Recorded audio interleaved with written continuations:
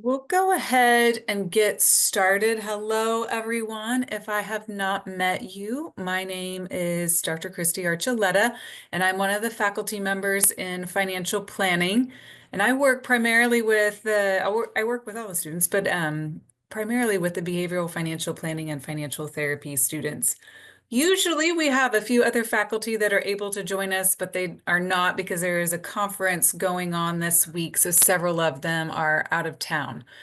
And so, welcome to our advising session. So we do these group advising sessions so that you can easily access the information that you need, know what it is that you need to do next, and that way it really helps create efficiencies for everyone. So hopefully this will be good for you. At the end, if you have questions, if you hold those, that will be great. And then we can answer all those questions at the end. Please don't be afraid to ask any questions. I will answer them the best that I can. If I can't answer it, I'm going to direct you to someone who I think can answer that question. So there's a lot of information. Some of it will apply to you. Some of it will apply to somebody else in here, but maybe not to you. So we're going to cover a lot of different things, and then at the end we'll have some questions. All right, so let's get started. At the end, I should know at the end there's a QR code to sign a form that you'll just fill out the Google form, and then that will let us know that you are here, you've watched it, and we can lift your hold. So some of the things that we're going to do today is we're going to look over the different programs, curriculum. We're going to talk about program of study, and some of the things that you need to do, especially if the fall is your last semester in the program or the summer is the last semester. So we're going to look at some of those deadlines and know what you have available to you. All right, so there might be some double dogs here or double dogs who will be listening to this. So if you are a double dog, this applies to you. If you are already in the master's program, probably most of this doesn't apply to you, but some of it will if you've come out of the double dogs and into the master's program. So just if you're curious to know what a double dog is, I think most people know, but if you don't, that is okay. It is an opportunity to receive a bachelor's and master's degree in 5 years. I totally wish I would have had something like this when I was an undergraduate student because it's a great way to get at that advanced content, advanced degree. Undergraduate students can take up to 12 hours as an undergraduate student, but you're taking graduate level credit with department of permission, of course, and as long as you're in that enrolled in there, have applied to Double Dogs. So that is an official application that you have to make to the Double Dogs program here at UGA. Excuse me. And for those 12 credit hours, you can use Hope or Zell if you are on either of those scholarships. So that's pretty cool because once you get to the master's level, you can't use that funding anymore. So here's the link. If you really just Google UGA Double Dogs, because that's what I do every time, it will take you to Double Dogs and then you'll apply. There are some things that you have to do or requirements that you have to meet. And I think I have those on another slide. So let's keep going. You have to have, I believe, 60 credit hours and at least a 3.0 GPA to apply to Double Dogs. If you're working with Matthew Orsag, check with him and he can also help you with that, or check with your advisor in your department.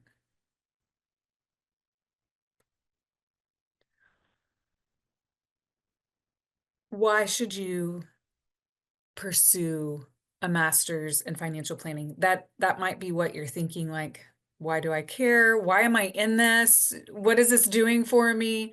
So one of the things that I think is really important about a master's degree is that most people understand education levels. They don't understand necessarily all of the certificates in financial planning or financial services because there are like hundreds of them.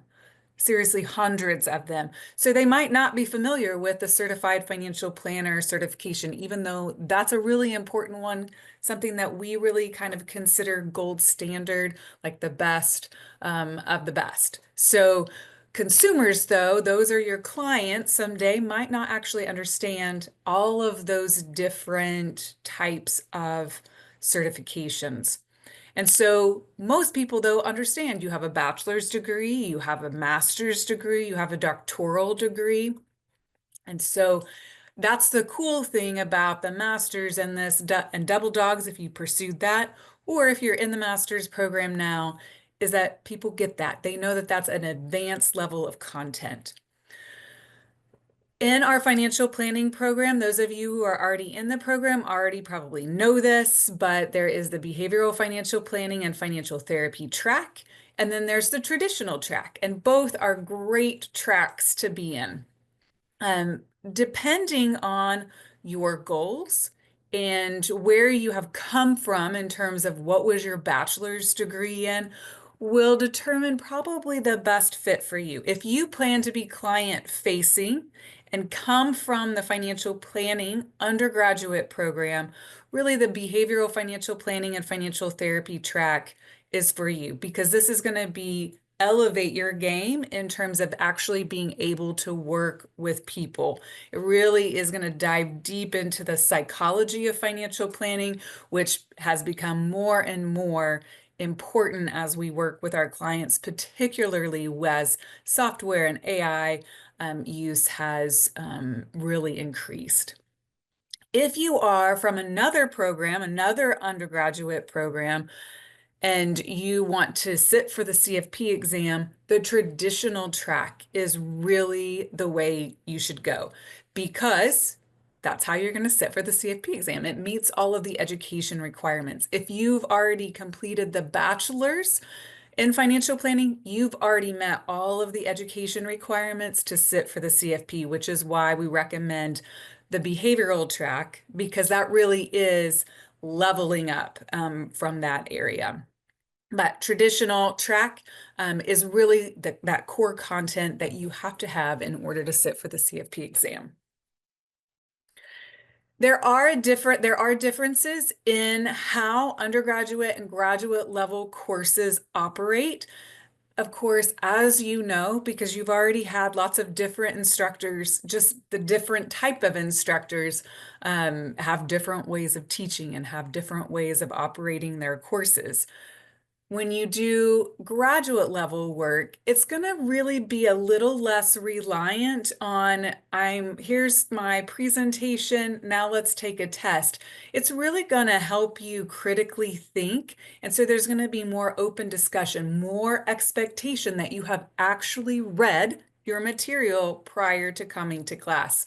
And because the courses are smaller in terms of size, we can tell if you haven't read or not. So you have to come prepared. And I always say, whatever you put into the class is what you're going to get out of the class. If you don't put any work in it, not going to get much out of it, or you're going to get a lot less out of it. All right, I think I've actually talked about some of these things, so I'll do this real quickly. Traditional financial planning, still, it's really 31 credit hours because you have to do the grad first course. So within that first year, probably best if you within the first semester that you're in the master's program, you need to take a grad first course. It's a requirement for everyone. So be sure to do that. The traditional track will help you be prepared to sit for the CFP exam, the AFC exam, which is the Accredited Financial Counselor exam, and the Certified Retirement Counselor exam.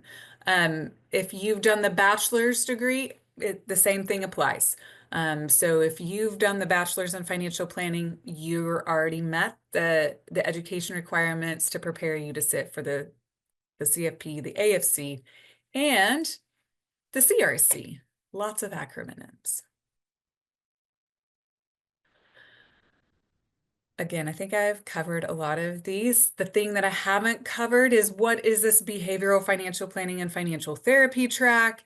Again, really going to be focused in on preparing you to work with clients, work directly with people, individuals, couples, families, because that brings a whole new dynamic. Things don't go just like they'd happen in the textbooks. And so you're going to have some advanced coursework in psychology of financial planning because there's opportunity for some advanced coursework in terms of electives, in terms of what you do, so that you can take graduate level financial planning courses, or you can do some other electives that if you want something different because you've already had those courses, I have some recommendations and suggestions for you. This track is going to prepare you, even if you haven't done the bachelor's in financial planning, it's going to prepare you to sit for the AFC exam. That is the Accredited Financial Counselor certification, as well as the Certified Financial Therapist certification. And I'm seeing another typo because this was just updated. It's no longer the CFT1, it is just CFT. So Certified Financial Therapist certification. And new, this is like super brand new. We had our very first two graduates of the certificate, the graduate certificate in behavioral financial planning and financial therapy in December. And that was because they completed the paperwork to the registrar's office when it became available, like in November. But they were already in the behavioral financial planning and financial therapy track of the program. So if you are in that track, there is another step, and that is really working with the graduate coordinator assistant. Currently, that is Melissa McBride, who is on this call, but we're in the process of hiring someone new, so that might be a different name, hopefully within the next several weeks or a couple of months. But you do have to fill out some additional paperwork with the registrar's office. If you're a behavioral financial planning and financial therapy track student, there's no reason that you should not do this. This is going to go on your transcript as something that you got in addition to the master's degree. And so it is a signal to your employers that you have experience working with clients, that you understand how to work with clients and understand the psychology behind working with them. And you have some skills to be able to navigate difficult conversations and to help people make changes in their own lives to be able to meet their financial goals. So it's pretty cool. So again, if you're in that track, you need to sign up for that.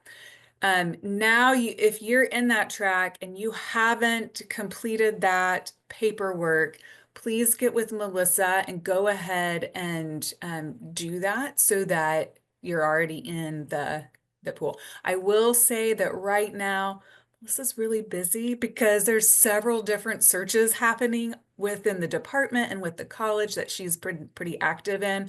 And there's some other end of the semester types of things, just like you all have going on. So just give her some time. If she doesn't respond to you, just don't be afraid. Just email her again, but not like every minute. Just give her a few days to respond. Okay, so let's look at this. This is just a track or a repeat really of what we've talked about of the different certifications. If you have questions about that, let me know. All right, so how do you go about doing this? So one of the things that is important here is our program of studying. So this is one of the things that you're going to have to do first. First, you're going to have to do or put together, formulate your advisory committee. So I'm just going to switch over to this and then we'll go back to that other slide. Your advisory committee. So in the master's program, so now you have applied to the master's program, you've been accepted. Now you're in the master's program, you're taking coursework. You have to have an advisory committee. So this is a graduate school rule. And this is your committee that you are going to formulate that are kind of like your supporters, your mentors. You can think about that. They're the people who are going to help you graduate in terms of they're going to be the ones who are reviewing your final project. You're going to do a presentation to them actually at the end of your master's degree. So let's talk about that just for a minute. So who are these advisory committee members? Well, if you are in the joint MAC program, meaning you're doing a joint dual degrees in accounting and financial planning as a master's student, you're automatically are going to be working with Dr. Palmer. So you need to talk to Dr. Palmer, okay? If you're in the behavioral financial planning and financial therapy program, you're automatically going to be working with me as your advisor. So Dr. Palmer for the joint MEC, me for the behavioral financial planning and financial therapy. If you are part of the joint law program, master's in financial planning and getting a law degree, your point person is automatically Dr. Grable. If you're in the traditional program, really you can choose from a variety of all of us. So there's Dr. Palmer, Dr. Getz, Dr. Myself, Dr. Grable, Dr. Fan, Dr. Watkins. I'm kind of going around the offices upstairs, Schwab, Dr. Thomas, Dr. Antonidi. So all of those people are actually open to be your major advisor, and you need to go and communicate with that person. You need to go ask them if they're willing to serve as your major professor. So you need to do this. Typically, it's best to do it within the first semester, kind of at the end of that first semester of the program. You for sure need to have it all in place by the second semester because most of you are only going to take a year to be done. So really within that first semester of the program, identify who that major professor is going to be. If a major professor says, I'm sorry, I can't serve as your advisor. I just don't have the capacity. Please do not take offense to that. They actually might be stacked up with a lot of other students and they just don't have enough time to work with another student. It probably has nothing to do with you. But just keep that in mind that faculty are doing all sorts of different things. I know when I was an undergraduate student in particular, I just thought faculty just all they did was come and teach my classes and that's all they did. And wow, was I wrong? So they're doing so many different things to make this really an awesome program for you all. There are so many things. Okay, so then a committee is more than one person. So you're going to have a major advisor, and then you're going to have two additional committee members. Highly, highly, highly, highly, highly recommend that both of those are financial planning faculty members. Occasionally, we have some other committee members who are from the department, but only one would be from the department. Your major professor must be financial planning. Your two other ones technically can be from the department, but they really need to be financial planning faculty members. That is something that all financial planning faculty are in agreement with. So again, that's that whole list of people that I just mentioned. And again, you need to go and ask those people if they're willing to serve on your committees. How do you decide? Is there someone who's been a good mentor to you, or you find particularly supportive of you, or who shares similar interests as you? Those are really good places to start. Also, talk to your major professor first. So that's the first person you should be asking. And then talk with them in terms of who they recommend to be good committee members for you. Okay? Talk to that major professor first. All right, program of study. So I'm going to go back to that. What is this magical program of study? Every graduate student needs to have a program of study. It's really just a list of all the courses that you're taking to complete your degree. That's the main point of it, but it has to be on file with the graduate school. So there is a specific form that you have to complete. And Melissa, if you are on here and can say something, would you remind me where they find this form? Is it in Athena or is it in grad status? It's in grad status. Yeah, so Okay, I can put it in the chat if people need it. that would be awesome. I need to put it in the presentation, but I haven't done that. So the program of study is really a list of all your courses. Complete that in the first semester of the program. You might decide I'm not going to take that class. Well, you can always change your program of study. It's not that big of a deal. You just need to have one on file. And you need a list like the ones that are required for your degree. Again, work with your major professor in terms of which courses to take. If you're in the traditional track, it's really pretty simple. You're going to take da da da da da da da. But you might be able to switch out something if you've already taken that before. If you are in the behavioral track, then you have 4 electives that you can take, and we'll talk about that here in a moment. The program of study has to be signed by your major professor. So you need to have a major professor, and it has to be signed by your committee members. And so you need to have that committee formed before you can submit this. And then it will be signed eventually by the graduate coordinator. Right now, that's Dr. Kim Scoba for our department. Okay, more about program of study. If you go to the website, which I'm sure all of you have spent a lot of time on, then you probably are pretty familiar with it. So let's keep on moving. All right, core courses everybody has to take, regardless of what track you're in, are the grad first course, an 80-25, and 8200 and 7200 really. But the core courses are that grad first course and 80-25 research evaluation and theory. I believe that this is typically only offered in the spring, unless we have, I did not look at the fall schedule, unless there's a new offering of it in the fall.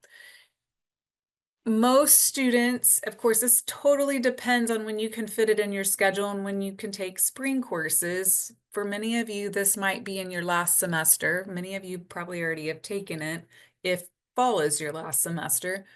But in thinking about that, their students tend to take it at the end, but it's really a great course to take toward the beginning if it works out in your schedule. It's not a big deal if it doesn't, but it's helpful because it actually teaches you how to read a research paper, and what that means and how to evaluate something, a research article, which you're going to be reading a lot of research articles in your graduate level courses.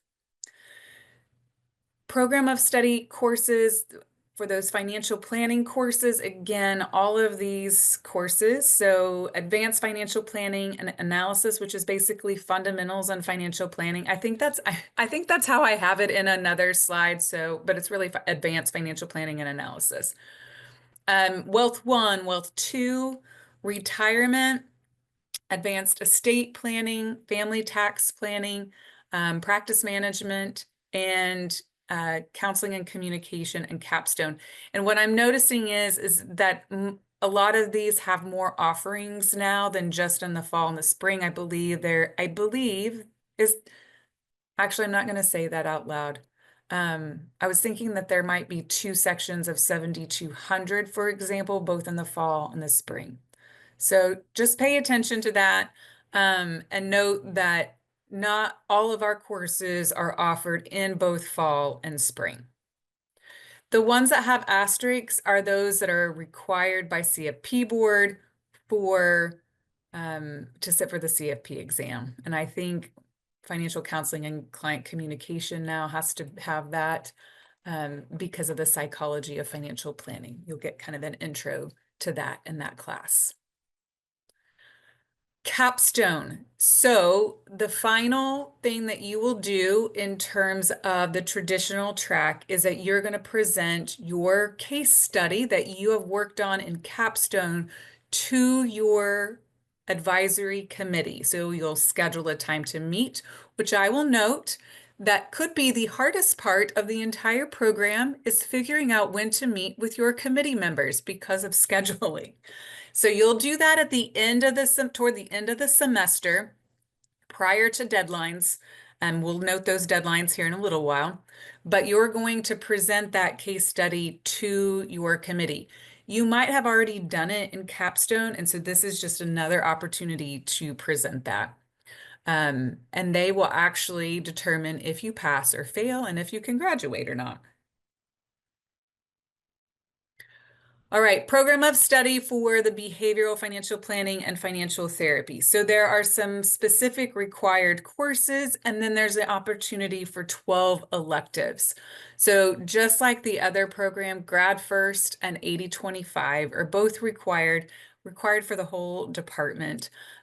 So you need to take those. And then the required courses in this track. So prerequisite is 8200 or 3200. So if you came from the undergraduate program, then you're going to take, you've already taken 3200. And so that would meet the requirements the for the prerequisites for these courses. But oftentimes, if you're coming through Double Dogs, the first thing I'm going to recommend to you to take is 8200. And you can take that as an elective. So that's a great elective. So the other required courses in this are behavioral economics and financial planning for families. This is a summer only class. So if you're in this track, you need to be signing up for that for this summer. It's online. Dr. Chatterjee teaches it. I think it's a short course, like a June only course. So be sure you're signing up for that class. It is required and only offered in the summer. If you are a student who was planning to apply for fall, or that you're starting the master's program in the fall, then you would take this in next summer. However, if you backdate but you have to work with Melissa and Dr. Scoba, you could, and me as well, you could move your application up to start the master's program in summer. And that means that you would take this in the summer and then you would finish up next May, okay, in general, and assuming that you're just going to take a year to do that. So that's a little caveat around 6270. 7200 is a requirement. 7205S is practicum in financial planning. That is the course where you are working in the Love and Money Center. So if you're wanting to take that, the applications are out. Please be sure that you're signing up for that. I just gave an extension on it, so I think that it should still be open. If it's not, let me know. So there was an email that went out about that. If you need to take that, be sure you're signing up for it in the fall. That course is offered fall and spring. If you are in this track, that must be in your last semester. So you have to take that course in the last semester of the program. Except if you're finishing up in summer, then it would still be spring. Because a client that you've been working with in the Love and Money Center, you will develop a case presentation, and that is what you will not only present in that course, but also to your committee. So again, that's something that needs to be figured out. This is a course you can also take multiple times. So you could take it as one of your electives and you can take it again as a required course, but just be sure that you're taking it in that last semester. You can take it in your first semester, but you need to apply for it. And depending on how many seats, we'll try to figure out how to make that work. All right, 8500 is Survey of Financial Therapy. It's spring only. 8550 is Money and Relationships. It's offered in the fall only, so please note that. Then you're going to need those 12 electives.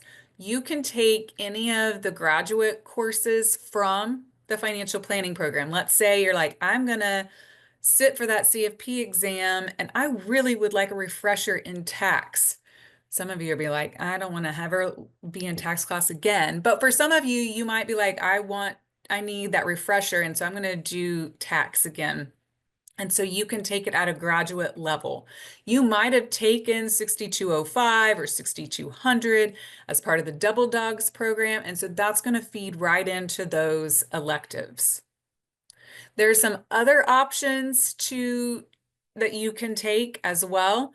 Um, that I often recommend. So if you came to me and said, you know what, I really would like to take some additional content to what I've already taken and kind of make this more of a round out my understanding of these behavioral types of things or these relational aspects to help me with my work with clients. These are some of the courses that actually other students have told me that were good, that they really liked. So a new course that should be offered in the fall. It's not official yet, so you're not going to see it, but just kind of put it in the back of your mind. This will be offered in the fall, is this HDFS 6000. It says FHCE/HDFS 6000 and 6001. They're kind of like a paired thing. We're calling that pre-practicum. The 1 credit hour course is in the first third of the semester. It's a 1 credit hour course only. And then 6001 is a 2 credit hour course that takes place in the last 2/3 of the semester. And it's meant to be like an interdisciplinary, meaning you're learning from multi fields on how to work with clients. So you might be in there with some couple and family therapy students, along with some financial planning students. But I think it's going to be really cool. It's brand new and it's not on the books yet. And assuming that the new couple and family therapy master's program is approved by the Board of Regents in the next several weeks or whenever their next meeting is, this will then become on the schedule. So I just want to put that out there as something that I'm going to start recommending. But please, if you're in the behavioral track and you're thinking about like, what am I going to do with these other electives? Come talk to me. Happy to help you figure out what are the best options. I think that you can find these on the website. And so I'm not going to spend a lot of time here, but if you're a double dog, might be how things looked for you. You might have taken 8200 and 6200 and 6205 and 6210, and then you rolled right into taking these other courses. If you were in the behavioral financial planning track, you might have done something like this, taken 7,200, and then you took 8,200 and then 6,200 and 6,205 because you were a financial planning undergraduate student. Then you would roll right into these other courses. You'd still have one elective left.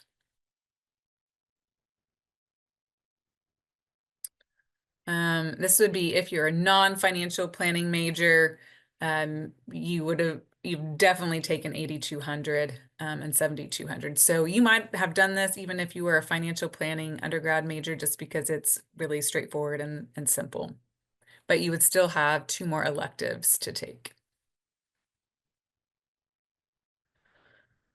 Okay, let's talk a little bit more about that grad first requirement. Everyone must take it. That's just the bottom line. It's a 1 credit hour course.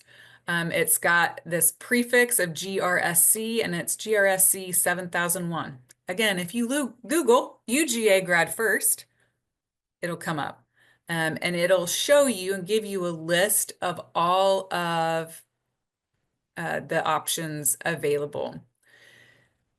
I believe, do not quote me, I believe Dr. Fan plans to teach another grad first course, but I don't believe it will be offered until next spring. So that could be an option for you if you need to take that grad first course still. How do people choose? Because that's really the only option that's been offered through our department, is Dr. Fan's version. Um, so most of the time, students are taking it outside of the department. Just look for something that looks somewhat interesting to you. It's really all about how to be a graduate student. There's some core content that is the same for all of the courses. And then there'll be some emphasis in terms of other types of things like research. So if you're none of you are going to be thesis track students, but if you're a thesis track student, then that's the course that you're going to probably want to take. If you're interested in learning more about research and how to understand research, that might be a good class to take. If you're interested in community development, there's some courses that are tends to be some courses that are around that. So just find a topic that seems somewhat interesting that you can take, fits into your schedule, and sign up for that one. So do that sooner than later. All right, here are some key dates that you need to keep in mind. If you are graduating this summer, the deadline to apply for graduation is June 20th. After that, there is a late fee that will be applied. There are forms that you need to commit or to have completed. And so again, going back to that advisory form, so this is your advisory committee and the program of study forms. Those must be turned in by June 20th for summer graduation. Then by August 1st, all of the requirements need to be completed. We typically don't do final presentations in summer because there's not practicum, there's not capstone, and so those are all happening in the fall. Or I mean, sorry, not in the fall. And it's typically in the spring or fall. For our department, you need to have all of this, all of these everything done, because there's another form that says that you have defended and you have passed your defense and the committee has to sign it.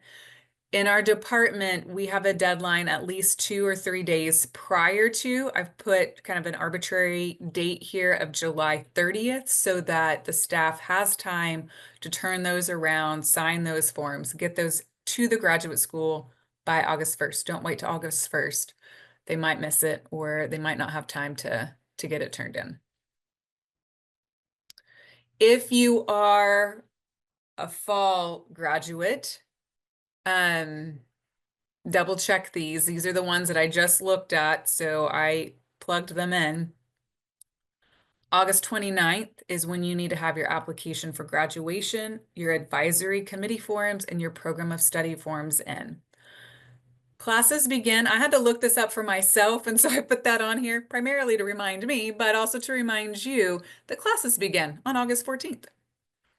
Okay, December 5th is when that final drop dead deadline is for the graduate school. Everything must be complete, but remember, we're going to need those forms sooner. So you need to have everything finished. You need to have your presentation, your capstone or practicum presentation presented to your committee prior to December 3rd so that all of that paperwork can be submitted to the graduate school by December 5th, because that's going to come from the department. Really quickly, if you're like, I am trying to transition to the master's program, I'm a double dog, what do I do? You need to, this is for the double dogs process. We already talked about this, but to apply for graduate school, there's deadlines for the fall semester. So if you are planning to start this fall, there's a July 1st deadline. If you're planning to start the master's program in the spring, that's November 15th. So this is separate than the double dogs. Graduate school, it's a specific application. Just because you're in the double dogs pathway does not mean that you are going straight into the master's program. You have to complete the application through the graduate school in your last semester of undergrad. So Google UGA graduate school applications and then submit this. If you are a double dog, I believe this fee is waived for you if you're a double dog, and then you need to have it in by those deadlines. For the application process, you need to have turned in the application. Please make sure that you are using on our website, the financial planning FHCE website, go to this, graduate how to apply, the template There's a specific template for our application to financial planning that you need to complete. Make sure that you're completing that one. You need to turn in your transcripts, and you need to have a statement of purpose and your resume, and then 2 letters of recommendation. Okay, I'm going to open it up for questions right now. And if I don't get any, I'll kind of walk through these, or if you see your question up here, maybe I'll be addressing it here, but I'm going to watch the chat, or you can say, hey, I have a question. Can you answer it? So feel free to do that now.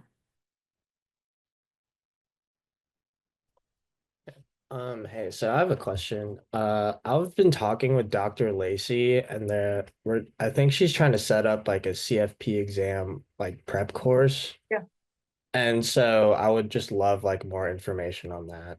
Yeah, so that would look like, I always give it the wrong name, so Melissa, help. I came from another university, and so that this language is just ingrained in my mind. We called it an independent study. But it's going to be a course that is kind of going to be like an one-off course that it'll probably be taught by Dr. Lacey, but it's going to be more like self-study, or potentially she'll put you on a specific schedule of how to study for the CFP exam. That it can fit into your program of study in a number of ways. It can just be an additional course because you don't have to take just the 31 credit hours. You can take more if you want to. Um, or if you're in the behavioral track, then it can be one of the electives that you take. And I often have recommended to students, like, hey, why don't you do this elective, and then you are getting credit for it and it's counting as part of your coursework. Let's say, for example, you have taken, for some reason, you already took, I don't know, another course that's maybe you took, well, that would be for the behavioral financial planning students. Yeah. If you're a traditional track, it's probably just going to be an additional course. However, something to note, if you have a graduate assistantship as a master's student, then you are required to take at least 12 to 15 credit hours. It's a college rule. And that is often a way that students bump up those credit hours that they need to have. Even they're taking more credits, but if you're on assistantship, then an assistantship is paying for your tuition. So the college says you need to have, I believe it's 15 credit hours every semester that you're on assistantship. So hopefully that helps clear some things up. Graduate assistantships, if you're interested, be sure to send Dr. Chatterjee an email. That might have already been full for this next fall. And those assistantships typically go to PhD students or doctoral students. So there's very few, if any, that are given to master's students every semester. Yes, directed study. That's what I was thinking. Um, and it would likely be FHCE 7010 because it is a graduate level course. Okay, thank you. So when we're just signing up, we just look for the FHC 7010 under Lacey. Yeah, under Lacey, yeah, but it looks like it's not been finalized yet. So that's just, it's something that you would look for later. Okay, I got you. Thank you. Yep, good question. Thanks for asking. Okay, Melissa's saying we can send out an email when it is ready and available to enroll in. Kind of have a backup plan just in case, though, like it doesn't work. And maybe go ahead and enroll in that class so that you can take that class, and then you can always drop it and switch if you need to do that. And be sure that you're talking to your major professor about the courses that you're taking. So if you're going to do something like that, give them a heads up, and ask them what they think about that. So yeah, it's just helpful, and it'll make your program of study go much smoother. Okay, I'm going to start walking through these. If you have questions, again, just raise your hand. I actually can't see all of you, so if you say I have a question in the chat, I'll see that and then I'll say, hey, tell me what your question is. But for now, I'll just go through some of these common questions that we get. I was the graduate coordinator for a few years, and these are questions that I commonly got. So how many graduate level courses should I take in a semester as an undergraduate student? So this is for the double dogs who are listening to this. It depends on when you start, but I highly recommend not taking more than two. In your first semester, if you have room, like let's say you're a junior and you're wanting to take a graduate level course, start out with one, and then you can add two, excuse me, in the next semester because they are different and they are more work. Graduate courses should I take first, really regardless of what track you're in. We're probably going to recommend that you're taking 8200 and then 7200 or maybe 6200 or 6205. Those tend to be the ones that we recommend first, but 8200 and 7200 really for both of them will work. I would like to take or need to take practicum. This is the prefix for practicum. 5205S is undergrad, 7205S is graduate level. When can you enroll? You have to apply for the class because we have only a specified number of seats that we can and number of students that we can take in that course because we want to make sure that everyone gets experience working with clients in the Love and Money Center who are in that class. So we can't accommodate a whole bunch of people. It's just that class is not designed that way at all. This is like supervised experience of working with clients. So you have to apply, go back to find that Google form, apply for it. If you don't get in, just keep applying for it. It really depends upon what the demand is, how many people are required to take it, need to take it that semester, and then go from there. But it really is specifically for financial planning students. It is one of the, if not the best courses that you will probably take if you have the opportunity to take it. I always tell students at the beginning of the course, you will not be the same at the end of this course because your growth in being able to work with people and complex situations is it's just amazing. Yes, Cole, great question. Thank you so much for asking this because I forgot to include it. And in fact, I must have accidentally hid this slide where I have the summer classes up here. So I might have to go back and find that. So Cole is asking, is there an advanced computer applications course for grad students? Oh, in the fall. Great question. I'm not sure, but there is one, I believe, that will be open for undergraduate students and graduate students this summer. And you're going to be working, or part of it will be working with Hannah Moore's program, which I'm blanking off the top of my head, and learning about a lot of the different types of software and really getting some practical experience. And that's going to be wrapped up in that summer computer applications class. We need to get more information about that because I actually did not see that in the summer schedule. So that one might be another one that's not quite ready yet because of some of the things that are happening behind the scenes. Okay, so is it not offered as at the graduate level? Is it only being offered at undergraduate level? I'm honestly not sure, but I can find out. Okay. Would it be like 7260? Would it be 6260? I don't know. I have so many screens open that I don't have that one open. Hold on just a minute. Let me see if I can see it here.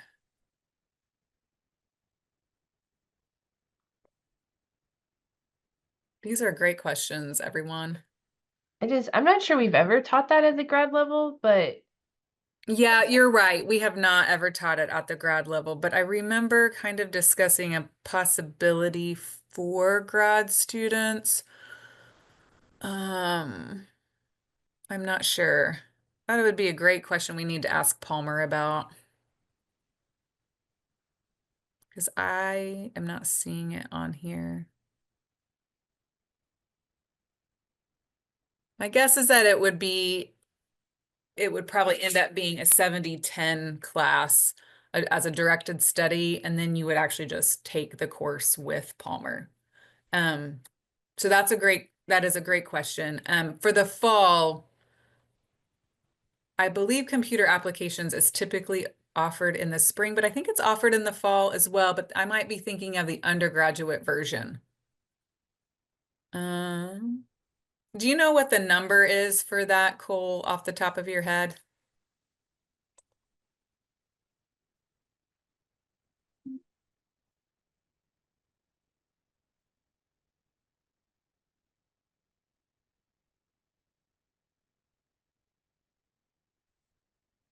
Okay. I'm gonna look just really quick if it'll come up. My computer will be fast enough.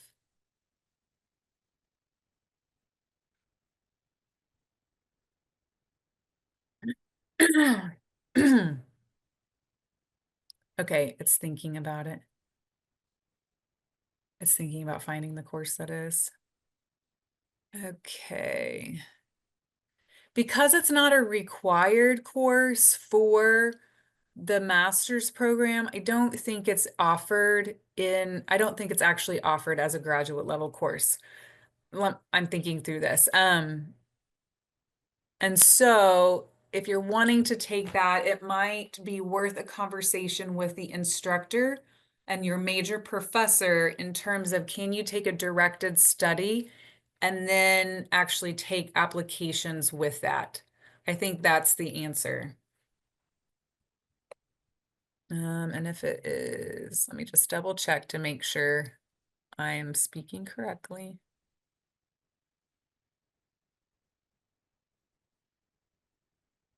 Yeah, I don't see that it's offered on here in the fall, Cole. And so I don't think we offer it at the graduate level because it's not part of the master's curriculum. So if you are wanting to take that, that is a suggestion that I would have. Talk to your major professor and the instructor to see if maybe you can develop that directed study and then take it, see if you can be added to that undergraduate course. That's sometimes how we work through some of those issues. Okay. I see there are financial planning courses online. That's my next question. Um, can I take those courses? This is where I want to go find where is my slide that actually shows that. Did I skip over it? Did I accidentally? I may have accidentally. Yep, I did. I accidentally hid that. So hold on just one moment and let me fix that. Can I just fix it here? We're gonna experiment here just for a moment. I don't know that this will work, but maybe it will. Because I have a slide and I even updated it. Yep, sure enough, I accidentally hit it.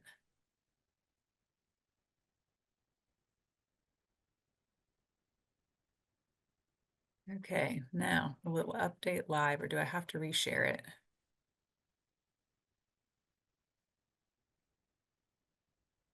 Looks like I have to reshare it. Okay, hold on.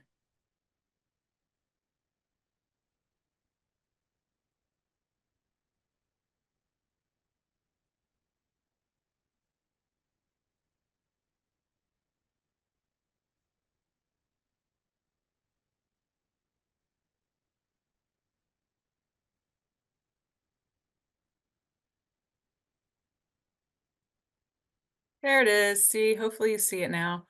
Okay, summer 2025 courses that are offered at the graduate level. I'm going to start with this, then I'll go to the online courses.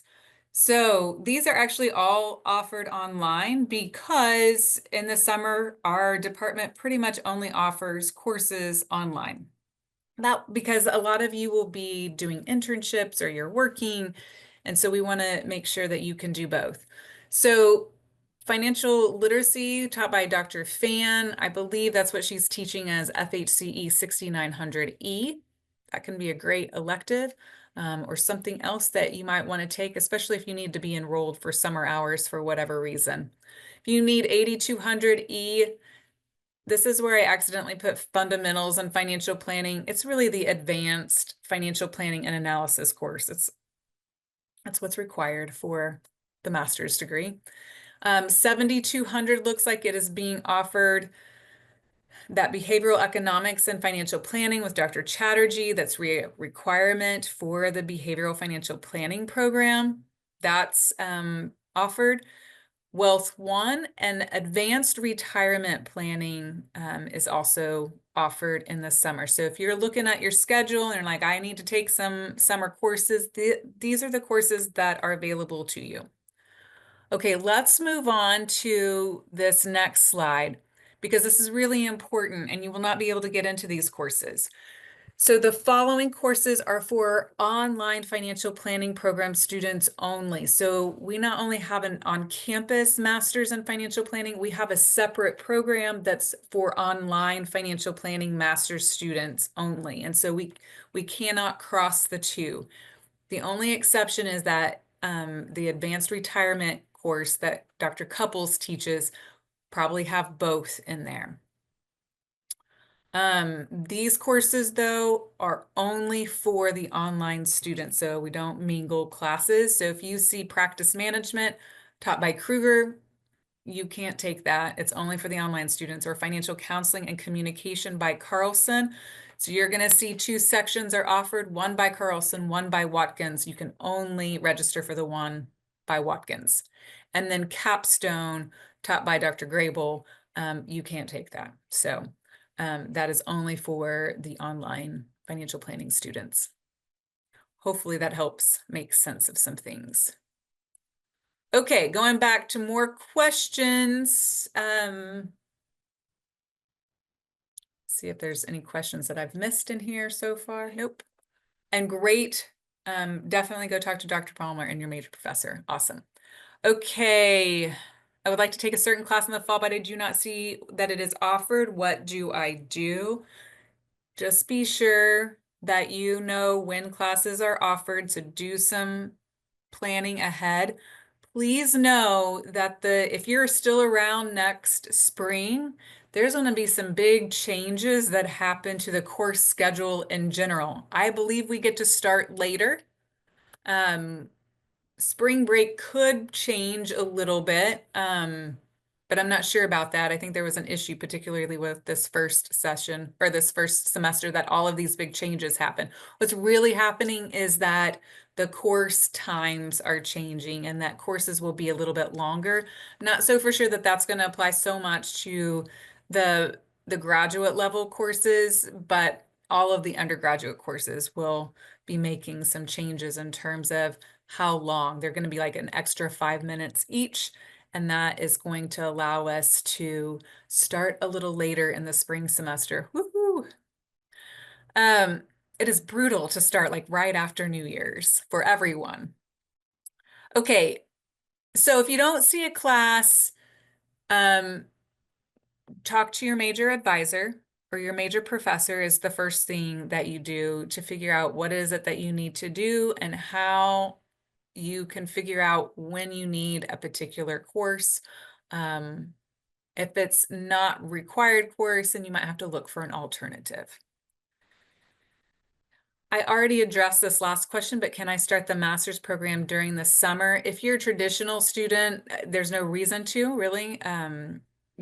I guess you could, but this is really kind of an exception that we make for our behavioral students because that required course, one of the required courses is only offered in the summer. In general, we don't start our programs in financial planning or in our department till fall or spring. Okay, what other questions do you have?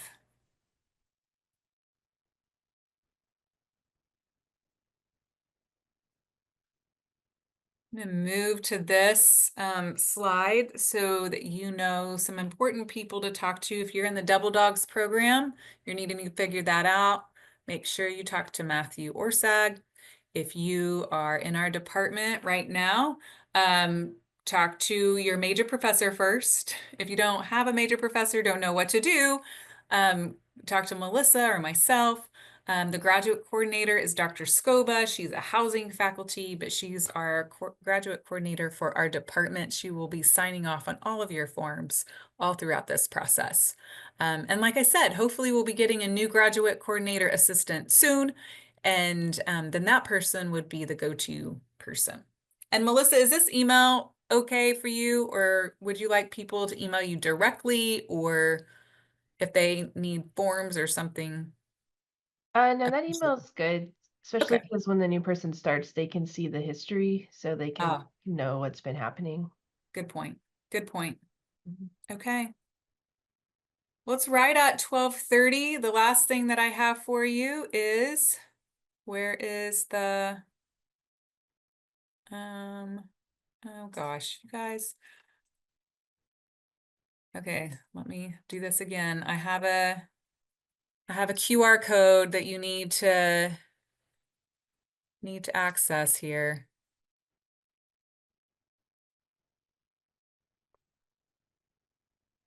I don't know why some of these are like this.